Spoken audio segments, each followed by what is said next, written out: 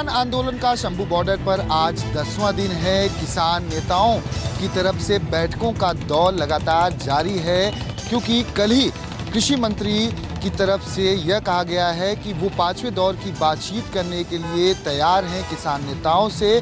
और ऐसे में एमएसपी हो या फिर एफआईआर जो दर्ज हुई है किसानों पर, वो मामला हो, उस पर वो बातचीत करेंगे किसान नेताओं से। ऐसे में कल भी किसान नेताओं की बैठक चली, यहाँ तक कि जो पंजाब पुलिस के आला अधिकारी हैं उनके साथ बैठक हुई कि लॉ एंड ऑर्डर की सिचुएशन मेंटेन रहे और वो शंभू बॉर्डर क्रॉस कर ना जा सके हरियाणा के रास्ते दिल्ली। ऐसे में किसान नेताओं ने 2 दिन के लिए अपना जो कूच है वो स्थगित किया हुआ है और बैठकों का दौर कल से लेकर आज तक लगातार जारी है। अब देखना होगा कि जो 5वें दौर की बातचीत होगी, क्या उसमें सरकार की तरफ से प्रस्ताव रखा जाता है और किसान संगठन या उनके नेता क्या उनके प्रस्ताव को कबूल करते हैं या नहीं, या फिर आंदोलन ऐसा ही चलता रहेगा और किसान एक बार फिर से दिल्ली कूच करने के लिए अड़ जाएंगे। कैमरामैन दीपक के साथ दीपक दुबे, न्यूज़ 24, शंभू बॉर्डर। पंजाब के शंभू बॉर्डर और किन्नौरी बॉर्डर पर किसानों के खिलाफ कार्रवाई के बाद कई किसान संगठन जो हैं वो केंद्र सरकार से खासा नाराज हैं और आज एसकेएम की एक बड़ी बैठक जो है वो चंडीगढ़ में बुलाई गई है। एसकेएम के कई नेता और कई मोर्चे जो हैं आज इस बैठक में शामिल हुए हैं और खासकर राकेश टिकैत इस बैठक में शामिल हुए। उन्होंने कहा कि सभी किसान संगठनों को एक साथ मिलकर जो है मुकाबला करना होगा। राकेश टिकैत ने यह भी कहा कि ये किसान आंदोलन जो है वो सिर्फ पंजाब का नहीं बल्कि पूरे देश का होगा। वहीं केंद्र सरकार के तरफ से केंद्रीय कृषि मंत्री अर्जुन मुंडा ने बैठक के लिए जो 5वें राउंड की बैठक के लिए किसानों को आमंत्रित किया है, उसको लेकर भी जो पंजाब के किसान हैं वो लगातार बैठक कर रहे हैं। वहीं जिस तरह से कल किन्नौरी बॉर्डर पर एक किसान की मौत हुई, उसको लेकर भी किसान संगठनों में खासी नाराजगी देखने को मिल रही है। चंडीगढ़ से कैमरामैन पर्सन अजय राणा के साथ अमित पांडे, न्यूज़ 24। कल जिस तरह से खनौरी बॉर्डर के ऊपर युवा किसान शुभकरण सिंह की मौत हुई, उसी को लेके जो सियासत है वो भी गरमाई हुई है और वहीं पर किसानों का गुस्सा भी साथ में आसमान पर है। फिलहाल 2 दिन का जो दिल्ली कूच था उसको रोक दिया गया है और वहीं पर शुभकरण सिंह की मौत के चलते ही आज हरियाणा में 2 घंटे जगह जगह पर जाम रखा गया है, चाहे वो कुरुक्षेत्र हो, जमुनानगर हो, जहां प्रदेश के कई हिस्सों में जाम की स्थिति भी बनी रही और किसान सड़कों और रेल पटरियों पर बैठे हुए दिखाई दिए। और ऐसा ही हाल पंजाब के कई हिस्सों का देखने को मिला, जहां पर किसानों ने ज़ोरदार तरीके से धरना प्रदर्शन भी किया और कई सड़कों को जाम भी किया। अब क्योंकि 2 दिन का जो दिल्ली कूच था उसको स्थगित कर दिया गया है, आगे की रणनीति किसानों की क्या होगी ये देखने वाली बात होगी। कैमरामैन गंभीर सिंह राणा के साथ विशाल अंग्रेज, न्यूज़ 24, चंडीगढ़। बिहार में पहली बार इंडिया गठबंधन की महा रैली होने वाली है। बिहार की राजधानी पटना के गांधी मैदान में यह रैली आगामी 3 मार्च को होगी, जिसमें राहुल गांधी के साथ साथ लालू प्रसाद यादव, तेजस्वी यादव के साथ साथ कई जो महागठबंधन के नेता हैं वह मौजूद रहेंगे। महागठबंधन की नेताओं की माने तो उनका दावा है कि इस महारैली में करीब 10 लाख लोग जो हैं वह शामिल होंगे। सबसे बड़ी बात है कि इसे 2024 के लोकसभा चुनाव का आगाज भी माना जा रहा है और यह माना जा रहा है कि उसी दिन इंडिया गठबंधन के तमाम जो नेता हैं वह 2024 लोकसभा चुनाव का शंखनाद करेंगे और इस रैली में यह साबित हो जाएगा कि बिहार में महागठबंधन और इंडिया गठबंधन काफी मजबूत है। कैमरामैन ऋषि के साथ सौरभ कुमार, पटना, न्यूज़ 24।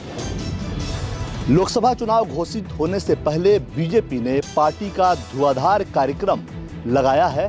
प्रधानमंत्री नरेंद्र मोदी, जो कि तीसरे टर्म में भी प्रधानमंत्री पद के उम्मीदवार होंगे, तीसरे टर्म के लिए भी उनका भी पार्टी ने कई कार्यक्रम लगाया है। पूरे फरवरी से मार्च तक यानी लोकसभा चुनाव के ऐलान के पहले तक का उनका शेड्यूल बनकर तैयार है। लगातार हर दिन वो देश में कहीं न कहीं कार्यक्रम करते हुए नजर आएंगे। फिलहाल वो गुजरात दौरे पे हैं, उसके बाद उत्तर प्रदेश अपने कंस्टिट्यूएंसी पहुँचेंगे। इसके अलावा 23 फरवरी को संत गुरुदास की जो जयंती है उसमें वो शामिल होंगे। शनिवार 24 फरवरी को जामनगर में कई कार्यक्रमों में शामिल होंगे और सूत्र ये बताते हैं कि 13 मार्च के बाद इस बार लोकसभा चुनाव का ऐलान होगा। पिछली बार 11 मार्च को हुआ था, इस बार 13 मार्च के बाद लोकसभा चुनाव का ऐलान हो सकता है, सूत्र ये बताते हैं। उसी लिहाज से बीजेपी ने पूरे फरवरी और मार्च प्रधानमंत्री का धुआंधार कार्यक्रम लगाया है, क्योंकि टारगेट बड़ा है, 370 के लक्ष्य को अचीव करना है। कैमरामैन साहिल के साथ कुमार गौरव, न्यूज़ 24 दिल्ली। प्रधानमंत्री नरेंद्र मोदी हजारों करोड़ों के विकास कार्यों की सौगात के साथ आज गुजरात दौरे पर है। प्रधानमंत्री नरेंद्र मोदी ने अपने गुजरात दौरे की शुरुआत नरेंद्र मोदी स्टेडियम से की, जहां गुजरात मिल्क मार्केटिंग फेडरेशन की स्वर्ण जयंती में राज्य के विभिन्न हिस्सों से आए कई किसानों और सहकारी दुग्ध उत्पादक संघ और महासंघ को संबोधित करते हुए प्रधानमंत्री ने संगठन और सहकार की असीम ताकत का सबसे बड़ा उदाहरण अमूल को बताते हुए ये गारंटी दी कि अमूल दुनिया की सबसे बड़ी कंपनी बनेगी। उन्होंने ये भी कहा कि भारत के डेयरी सेक्टर की असली रीढ़ महिला शक्ति है और उनकी सरकार महिलाओं को आर्थिक तौर पर सक्षम बनाने के लिए हर दिशा में काम कर रही है। समारोह में आयोजित अमूल प्रदर्शनी को भी पीएम ने निहारा। दोपहर 1:15 बजे प्रधानमंत्री मेहसाणा के वाडीनाथ मंदिर के प्राण प्रतिष्ठा समारोह में पहुंचे। इस महोत्सव में देश के कई साधु संत मौजूद रहे। ये शायद भारत का पहला मंदिर है जहां शिवलिंग के स्थान पर शिव मूर्ति की पूजा की जाती है। कैमरामैन भारत के साथ भूपेंद्र सिंह, अहमदाबाद, न्यूज़ 24। प्रधानमंत्री नरेंद्र मोदी अपने संसदीय क्षेत्र बनारस के 2 दिनों के दौरे पर काशी आ रहे हैं। प्रधानमंत्री नरेंद्र मोदी अपने संसदीय क्षेत्र बनारस के 43वें दौरे पर आ रहे हैं। वहां यहाँ पर करीब 19 घंटे तक रुकेंगे। जिले को 14,000 करोड़ रुपए की योजनाओं का तोहफा भी देंगे। इसके साथ ही प्रधानमंत्री नरेंद्र मोदी संत रविदास की 25 फीट ऊंची कांस्य प्रतिमा का लोकार्पण करने के बाद वहीं पर एक जनसभा को भी संबोधित करेंगे। काशी दौरे के दौरान प्रधानमंत्री 10 जिलों के किसानों के साथ करीब 1 लाख की जनसभा के जरिए चुनावी शंखनाद भी करेंगे। खास बात ये भी है कि अयोध्या में रामलला की प्राण प्रतिष्ठा के बाद प्रधानमंत्री का वाराणसी का ये दौरा बेहद अहम माना जा रहा है, जहां पर प्रधानमंत्री कई जनसभाओं को संबोधित करके चुनावी आगाज भी करने वाले हैं। कैमरा पर्सन धर्मेंद्र साहू के साथ अशोक तिवारी, वाराणसी, न्यूज़ 24।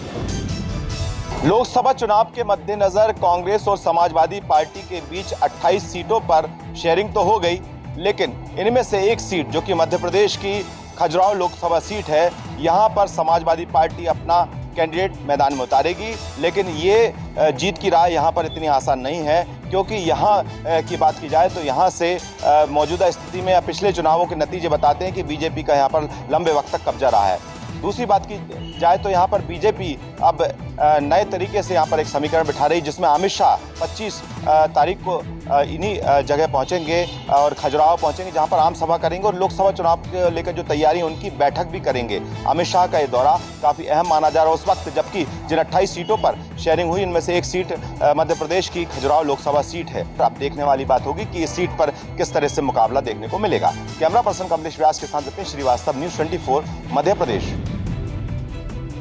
राहुल गांधी की भारत जोड़ो न्याय यात्रा 2 दिन के ब्रेक के बाद फिर से पश्चिमी उत्तर प्रदेश से शुरू होने जा रही है। इस बार राहुल गांधी के साथ अखिलेश यादव भी पश्चिमी उत्तर प्रदेश में यात्रा में शामिल होते नजर आएंगे। राहुल गांधी की उत्तर प्रदेश में पहले चरण की न्याय यात्रा समाप्त होने के साथ ही कांग्रेस और सपा में सीटों का बंटवारा भी तय हो गया। यानी अब 24 फरवरी से मुरादाबाद से शुरू हो रही दूसरे चरण की यात्रा में सपा सुप्रीमो अखिलेश यादव भी राहुल गांधी के साथ कदमताल करते हुए नजर आ सकते हैं। कोशिश इस बात की जा रही कि उत्तर प्रदेश में इंडिया गठबंधन एकजुट नजर आए, इसलिए पश्चिमी उत्तर प्रदेश में राहुल गांधी और कांग्रेस के कार्यकर्ताओं के साथ अखिलेश यादव और समाजवादी पार्टी के कार्यकर्ता भी एक साथ नजर आएंगे। दोनों ही दलों के रणनीतिकार इस बात को मानते हैं कि पश्चिमी उत्तर प्रदेश में राहुल गांधी और अखिलेश यादव के एक साथ आ जाने से उन मुस्लिम बाहुल्य सीटों पर जरूर असर पड़ेगा, जहां से होकर राहुल गांधी की यात्रा गुजरेगी। कैमरा पर्सन धर्मेंद्र कुमार साहू के साथ मानस श्रीवास्तव, लखनऊ, न्यूज़ 24। कांग्रेस पार्टी के नेता अजय माकन, जयराम रमेश, केसी वेणुगोपाल और आईवाईसी के नेता श्रीनिवास ने आज 24 अकबर रोड पर एआईसीसी हेडक्वार्टर में प्रेस कॉन्फ्रेंस कर बीजेपी के ऊपर गंभीर आरोप लगाए। उन्होंने कहा कि बीजेपी जो है वो इनकम टैक्स के जरिए कांग्रेस पार्टी को फाइनेंशियली पंगु बनाना चाहती है और जो कांग्रेस पार्टी के अकाउंट्स थे उनमें से 65.88 करोड़ रुपए पेनल्टी के रूप में इनकम टैक्स ने जबरन वसूला। उन्होंने कहा कि जो राजनीतिक पार्टियां हैं वो कभी इनकम टैक्स नहीं देती हैं, क्या बीजेपी ने कभी इनकम टैक्स दिया जो अब कांग्रेस पार्टी से जबरन इस तरीके से वसूला जा रहा है। उनका साफ साफ आरोप था कि चुनाव में किसी तरीके का खर्चा ना कर पाए, कोई कैंपेन ना कर पाए, इसलिए वो इस तरीके की हरकत कर रही है, जिसके लिए वो अदालत जाएंगे और अदालत से वो पैसा वापस भी आ जाएगा। कैमरामैन रफीक के साथ विनय सिंह, न्यूज़ 24, दिल्ली। बसपा, भाजपा और सपा में अपना राजनीतिक सफर तय कर चुके स्वामी प्रसाद मौर्य ने अब अपनी नई पार्टी का ऐलान कर दिया है। आज राजधानी दिल्ली के तालकटोरा स्टेडियम में उन्होंने प्रतिनिधि सम्मेलन बुलाया हुआ है और यहाँ पर सभी को संबोधित कर रहे हैं। दरअसल लोकसभा चुनाव 2024 से ठीक पहले स्वामी प्रसाद मौर्य अब अखिलेश यादव और समाजवादी पार्टी से पूरी तरह अलग हो गए हैं। उन्होंने नई पार्टी को पुनर्गठित कर दिया और इस पार्टी का नाम राष्ट्रीय शोषित समाज पार्टी है। उन्होंने पार्टी का झंडा भी लॉन्च कर दिया है जो नीले, लाल और हरे रंग का मिलाकर बनाया गया है। आरएसएसपी की स्थापना जो है वो 2013 में हुई थी, लेकिन अब आने वाले समय में जो स्वामी प्रसाद मौर्य हैं जो अब एक स्वतंत्र रूप से पार्टी चलाएंगे और अपने इस उद्देश्य में कितना आगे बढ़ पाएंगे ये आने वाला भविष्य ही बता पाएगा। कैमरामैन रफीक के साथ विनय सिंह, न्यूज़ 24 दिल्ली। महाराष्ट्र सरकार ने विशेष कानून बनाकर मराठा समाज को पढ़ाई और नौकरियों में 10% का आरक्षण दिया है, लेकिन इस आरक्षण से मनोज जरांगे पाटिल नाखुश है। मनोज जरांगे पाटिल का गांव अंतरवाली सराठी में अब तक अनशन जारी है। जरांगे पाटिल ने कहा है कि उन्हें आरक्षण चाहिए तो 10% नहीं बल्कि 13% और वो भी ओबीसी के कोटे से, जिसे मानने को राज्य सरकार तैयार नहीं है। मनोज जरांगे पाटिल ने कहा है कि आने वाले दिनों में जो बूढ़े बुजुर्ग हैं मराठा समाज के, वो भी आमरण अनशन पर बैठेंगे और उसके बाद उनकी तबीयत में कुछ भी गड़बड़ हुई तो उसके लिए महाराष्ट्र की सरकार जिम्मेदार होगी। मनोज जरांगे पाटिल ने यहाँ तक कहा है कि लोकसभा चुनाव से पहले अगर कोई भी नेता की गाड़ी या किसी भी पार्टी का प्रचार वाहन अगर गाँव में आता है तो उसे अपने कब्जे में ले ले। कैमरामैन अंचल सिंह ठाकुर के साथ विनोद जगदाले, न्यूज़ 24 मुंबई। महाराष्ट्र में सीटों के बंटवारे को लेकर महायुति में भी सब कुछ ठीक नहीं चल रहा है। मुख्यमंत्री एकनाथ शिंदे की चुप्पी से उनके ही सांसद नाराज हैं। शिवसेना के वरिष्ठ सांसद गजानन कीर्तिकर ने कहा है कि शिवसेना बीजेपी के खूंटे से बंधी नहीं है और न ही हम बंधने देंगे। मुख्यमंत्री एकनाथ शिंदे के साथ 13 सांसद गए थे जिनके हितों का संरक्षण करना मुख्यमंत्री एकनाथ शिंदे का कर्तव्य भी है और वो ऐसा करेंगे भी।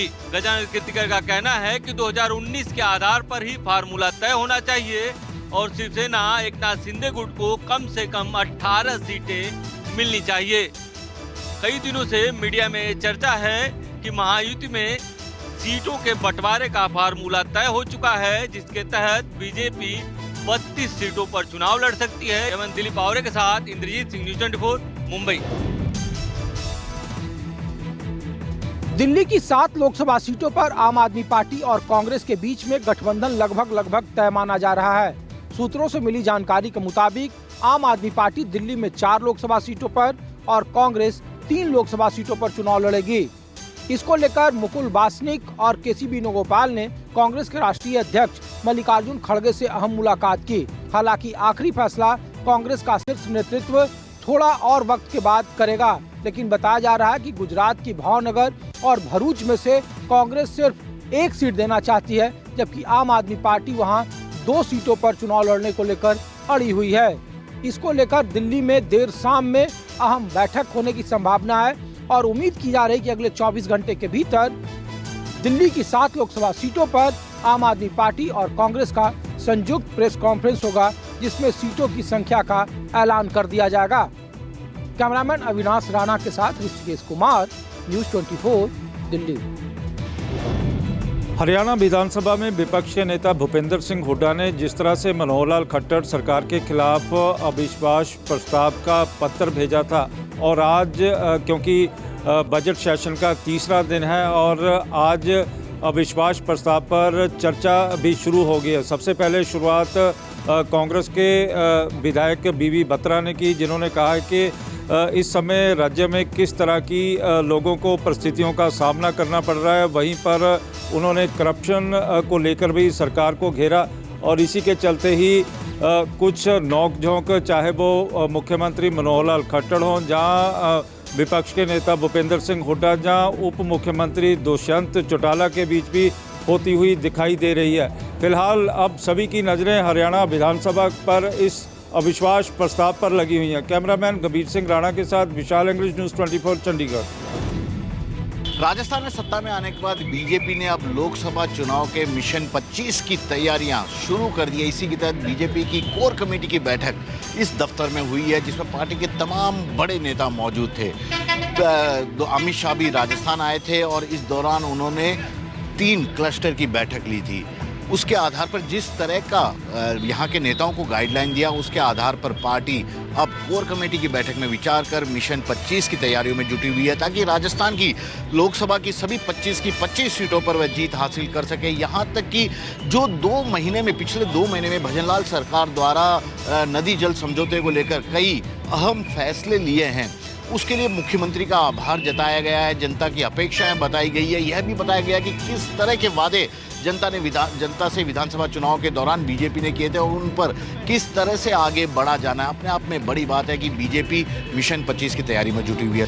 कैमरामैन विजय सिंह के साथ श्रीवत्सन, जयपुर न्यूज़ 24।